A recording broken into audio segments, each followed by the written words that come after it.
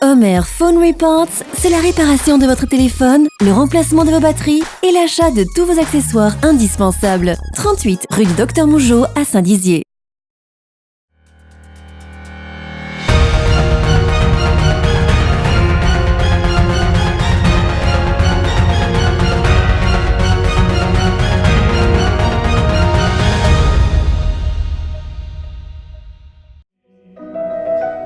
Jeudi dernier, la CB-Scène de Bar-le-Duc a accueilli le comédien et metteur en scène Igor Menjinski pour la pièce Le Maître et Marguerite, une adaptation du roman du même nom de Mikhail Bulgakov.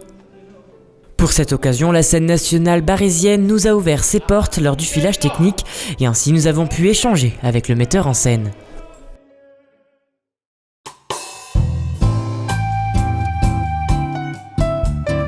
Le roman et l'adaptation se divisent en 3 récits. Donc le premier récit, c'est l'arrivée du diable à Moscou qui sème la zizanie au sein de cette sorte d'intelligentsia moscovite. Ça, c'est le premier récit. Le second récit, c'est donc le diable rencontre un jeune auteur qu'il va rendre fou. Le jeune auteur s'appelle Ivan. Cet Ivan va aller en hôpital psychiatrique et rencontrer le maître. Et dans l'hôpital, le maître va lui parler du roman qu'il a écrit, un roman sur le Christ et sur Ponce Pilate. Et donc ça, c'est le deuxième récit, puisque au plateau, on assiste à l'histoire du roman du maître. Donc le deuxième récit retrace, disons, une question que soulève Bulgakov, qui est le regret qu'a eu Pilate de ne pas discuter plus longuement avec Yeshua à Nozri. Et la troisième chose, le troisième récit qui arrive en deuxième partie, c'est l'histoire de Marguerite et du maître. C'est-à-dire qu'à un moment donné, un des sbires du diable va inviter Marguerite à être la reine de cérémonie de son bal, et en échange de ça, de retrouver le maître.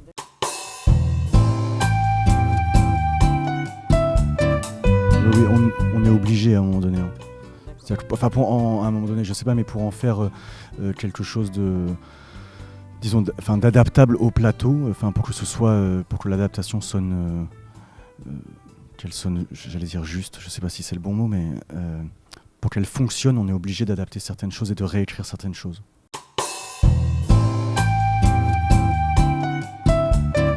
Alors, je monte le spectacle avec un assistant qui prend mes places, et puis une fois que de l'extérieur je suis content du spectacle, je me mets dans le spectacle.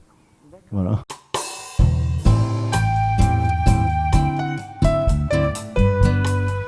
De ne pas faire à ce que le spectacle soit joué en boîte automatique. Je trouve que c'est très important, parce que la tournée, parfois, ça crée ça. On arrive dans un lieu, dans une ville, et puis parfois on fait les montages techniques très rapidement, et moi j'essaye constamment de retrouver le spectacle, ou de retrouver l'essence du spectacle, aussi bien au niveau technique qu'au niveau du jeu. C'est-à-dire de reconvoquer le présent, et puis de reconvoquer cette histoire, puisque malgré tout les personnes à qui on va la raconter ce soir ne l'ont jamais entendue, ou sinon l'ont lu.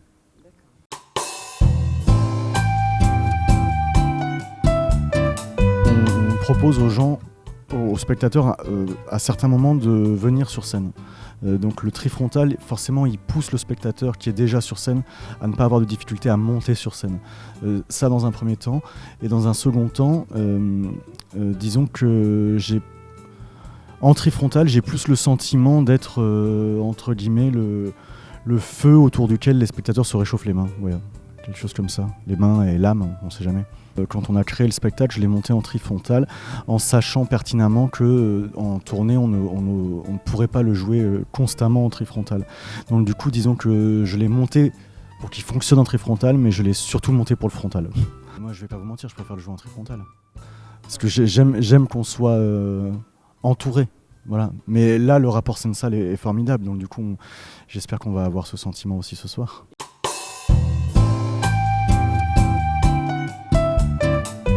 En 3 mots. Alors, vraiment en 3 mots. En 3 secondes, quoi. Je suis certain que Mikhail Bulgakov est un immense auteur et je crois que ce spectacle est un feu d'artifice de vie. Parce que malgré tout ce que cela remue et ça soulève énormément de questions, je crois que ce que j'aime dans ce spectacle, c'est qu'il y a quelque chose de l'ordre de... C'est un peu comme Shakespeare mais à la russe, c'est-à-dire que c'est populaire mais dans le bon sens du terme, c'est-à-dire qu'on invite les gens, on leur raconte une histoire comme on raconte à un enfant une histoire et à l'intérieur de cette histoire, on tente de le faire réfléchir sur sa condition humaine. Voilà.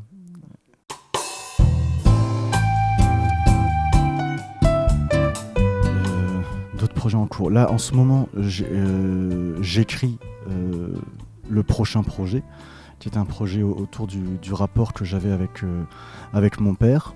Le spectacle va se créer au Théâtre des Bouffes du Nord l'année prochaine. Et puis, j'ai aussi écrit un long métrage qui est en développement avec Camille Cotin, qui est une amie, qu'on voit dans 10%. Et puis, je développe aussi une série, enfin 2 séries même, pour la télé.